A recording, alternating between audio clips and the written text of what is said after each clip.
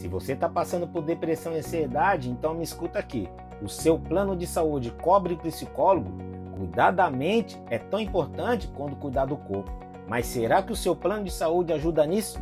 Então já salva e compartilha esse vídeo com aquela pessoa que não pode errar na hora de contratar um plano de saúde. Sim, a cobertura para psicoterapia, psiquiatra é obrigatório por lei em todos os planos de saúde regulamentados.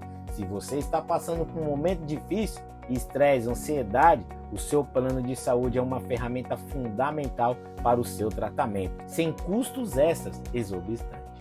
Invista no seu bem-estar emocional. Encontre um plano de saúde com a melhor rede de saúde mental. Na Amigão Saúde, a gente consegue te ajudar com isso. Porque você sabe, o melhor plano de saúde é viver. O segundo melhor é você contratar um plano de saúde. E isso, nossos especialistas aqui do Amigão Saúde conseguem te ajudar.